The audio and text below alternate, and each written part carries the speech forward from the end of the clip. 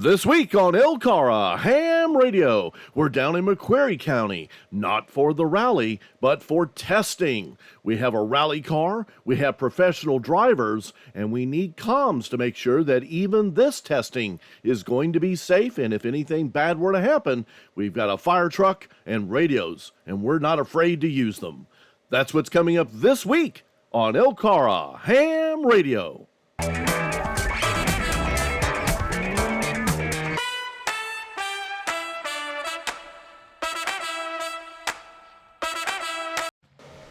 It was a crisp April morning, but we got out there and we said we need to do some testing. In fact, one of the cars that may be in the rally wanted to come out and do some testing and brought in a hired gun on how to potentially utilize the road here and how to use his car better. But that means we need fire equipment out here. We need firefighters out here in case something not intentional were to happen. We need comms out here. That's why Mike, KD6FTR, and myself are out here. Just a really, really small little radio crew here, just Mike and myself, but making sure that everything is going to be safe no matter where they might be on the course.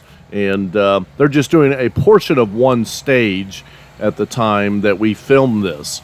And we just wanted to show a little bit of the setup. Here's the mobile garage for the car. You can see Bankrupt Motorsports is Jordan's, I believe it's Jordan's company slash race team. And then we can see the Subaru that he races on these types of courses. Folks, there's rallies all over the United States, Canada, and even other countries. So if you're interested in racing at a ground roots level, this is definitely something that you might want to take in. And now that we've seen a little bit of the setup, let's get our radio equipment configured.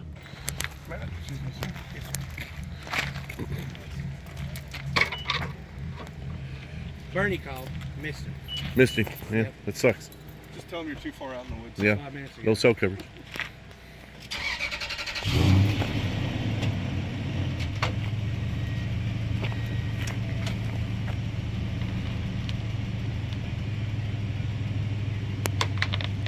Perfect. Now, as we get set up here, you can see that we've got the drive-on mast underneath KD6FTR's truck. And as we'll see towards the very end, the crossband repeater's battery was not fully operational. So we're going to set it up here with his truck here in this piece of footage. But we actually switched it over to my truck that actually also has AC plugs so that we could plug the battery and radios in directly to an AC source. So, but we'll show you the basic setup of what it will be to set up the crossband repeaters in some of the locations for the race. So Mike here has got all of the equipment. He's got a crossband repeater. You can see it is now outside of the traveling case. We've got the blue poles. We're going to use, I believe, 2 of these for today. And that's going to get the antenna up into the air. We have a GP3 from Comet. We use a lot of their equipment or their antennas. And we're also using their diplexers as well. You can see that we've got the antenna and the cables already attached, and that way we don't have to do that anymore. During our initial setup phases and testing, we were putting the coax on to the antenna as a part of our setup process. And then we decided, no, that's more work than is really necessary. Let's make sure the cable's already connected. So Don has also replaced the normal nuts on the U-clamps, the regular nuts with wing nuts, so that'll be easier to manipulate out in the rain and or the cold if these happen to get deployed in those kinds of situations. So you can see Mike is spinning those wing nuts so that the U-clamps will be easier to attach to the blue poles. We've been getting a lot of good feedback from watchers of the channel wanting to create drive-on masts similar to these. And remember, KY4CKP is the one that came up with the drive-on mast that we have today. Basically a piece of wood that's been painted and treated to make it wear better, plus the pipe there with a little bit of duct tape to make it a little bit wider in diameter so that when the pole slips over it, it'll fit nicely. And down at the bottom, there's a collar for that piece of pipe that the pole just slides into perfectly and gives it a pretty good stable platform, especially with just 2, sometimes 3 of these poles. So Mike here is again just adjusting those wing nuts as we get ready to put the antenna on the masts. Now these blue poles that we're using aren't anything special. These are concrete poles that you use for finishing off concrete with those really long poles and the pads on the end.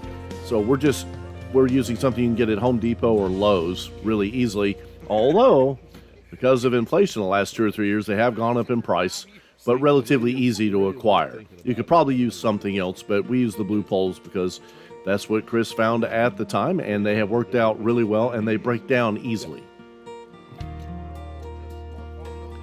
So again, we're just waiting for Mike to finish up here. Mike has a tendency to talk a lot, but that's okay. We love him for it. So now we're ready to get the antenna here on the blue pole. Now this morning that we were putting all this together was cool. I want to say it was probably down in the 30s that morning, mid 30s. So a little bit cool. And then when you're trying to put all this together, you know, it's makes it a little bit challenging, but not too bad. But overall, we've done this so many times now through practice that we could put these together. If we were pressed, we could put these together in about 10 minutes, and it wouldn't take very long at all. With all the gabbing that we're doing here, it's probably taking us twice as long. So Mike's putting all the radials here for the GP3s and antennas and so forth. We just are going to set up 1 crossband repeater for this test because this is only part of a stage and not the entire stage itself, where we would need 2. And we're discussing the potential for making some improvements to the crossband repeaters in future years. The cool part about these projects is that you'll come up with even more ideas as you build them out. And we've been using these commercial radios from ICOM, and they've been working relatively well, but occasionally don't. Not ICOM's fault. It's just this is used equipment. So we'll probably be looking for new radios in the future. We'll just have to wait and see. But right now, they're working out just fine. So we're very pleased so far with these ICOM radios. And Don has used these, AC40M has used this type of a setup for crossband repeaters for many years now. In fact, we think the videos have actually put a run on these radios. If you go to eBay these days, you can hardly find these radios for less than $250 if you can find them at all. So any day here, Mike, we'll get the antenna here on the pole. Whatever. Yeah. And you can see it just slides over those U-clamps. And then we usually keep that top one right above the little piece that you use to insert one pole into the other and then lock it into place. This is going to be at the very top, of course. And then we use the second pole to go onto the drive-on mast. Put the 2 poles together, and we're up about 15 feet in the air. Again, for this rally test, we didn't have to be up on a big mountain or anything like that. We're just trying to hit probably 1/2 of the last stage of this year's rally, as they do some testing with the rally car. So here we go. You can see those wing nuts are being tightened up by Mike, and we should have this ready to go in just a moment. So now you can see Mike is putting everything that's been assembled to this point onto the base that his truck is sitting on, and that's not going to go anywhere. We get comments every now and then, how stable is that setup? It's actually very stable. Again, we have tested it with 3 of these poles. There's just enough wiggle on those poles, even when they're put together, that it becomes a little unwieldy past 3. And of course, you could use guy lines at that point. We just usually try not to go more than 2 or 3 poles up in the testing that we've done over the years. So Mike's now going to take the cable that was pre-attached to the antenna, and he's going to attach that to the diplexer, the Comet diplexer that we purchased from those folks. And doing a wonderful job. with this setup. We're so happy with these crossband repeaters, the antennas, the drive-on mast. This is a really nice portable setup that's easy to deploy. Let me see if I can get a shot here of Mike connecting the antenna to the diplexer. And remember, this diplexer, it's going to take 440 frequencies and send it to one radio, and the 146 frequency that we're using to the other radio. One antenna, two radios. Good to go. And then Mike is just cleaning up a little bit, and then we'll power this on and we'll be ready to go. Again, I'm showing the entire setup here just so you can get a feel for what it's going to take to set up one of these. And for the rally, we'll have one to cover the starting line and one to cover the finish line, because it's very difficult to get one to cover both the start and the finish in this mountainous area. So Mike is getting the radios turned on and just making sure that everything looks good. Now, what's funny is he had been testing with this radio the day before, and the battery wasn't charged, and so it's going to die on us here in just a few moments. And we had to move all of this equipment over to my truck that has an AC plug-in. So we're running HTs and just making sure that it's cross-banding. And Mike was able to hear that, and that was when the battery was still working. But then we got Matt Earl, one of the organizers of the race here, with one of the radios, and allowing him to do a little bit of radio. Since we're standing next to him, we can allow him to do some third-party traffic. But found out it wasn't anything Matt was doing that wasn't coming through. The radios had turned off. We do. It's hard to see in that view, but literally the radios had turned off. So we had to switch all the equipment over to my truck. No big deal. And Mike had to go to the end of this stage anyway, so that we'd have the beginning and the end covered. This is a neat car. This is a Subaru WRX, but of course it's been, raced, been configured to be raced, and really cool. And you can see Jordan there and Drew are going to be the driver and co-pilot. Drew's the co-pilot, Jordan is the driver. And they've just gone and made sure that the stage is clear.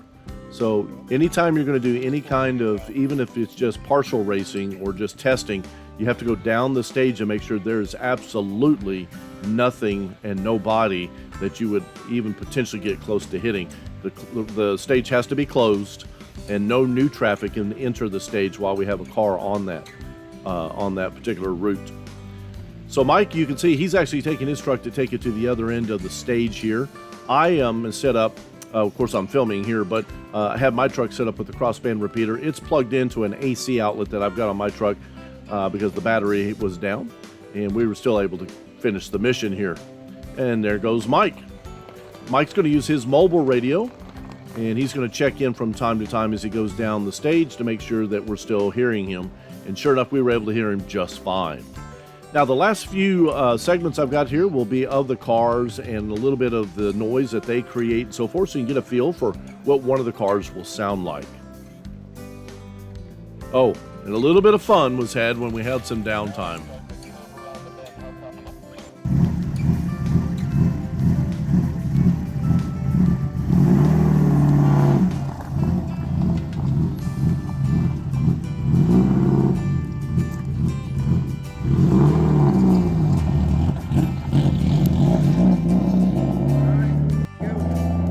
Car is away, car is away. They're on the course. Roger that. I'll let you know when I first hear them and then see them.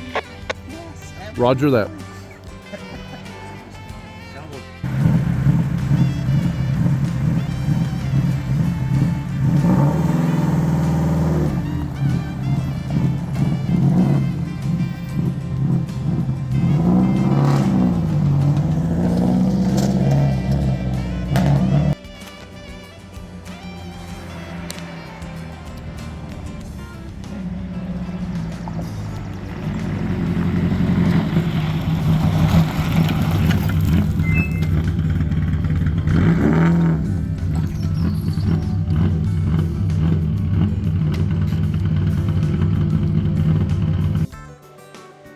So we get this question from time to time on our videos and when we meet with people, why do we show this rally so much as a part of our club activities?